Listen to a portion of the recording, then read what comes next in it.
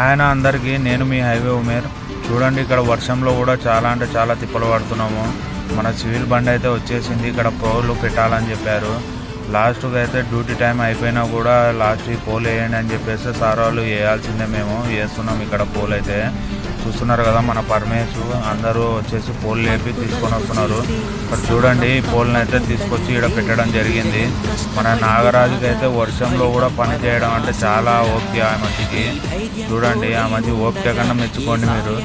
చూస్తున్నారు కదా ఇక్కడ మన బండి అయితే ఆపడం జరిగింది. మన ఇక్కడ బాబాయ్ అయితే మన వాళ్ళకి హాయ్ చెప్పు బాబాయ్ అంటే చెప్తున్నాడు అందరికీ.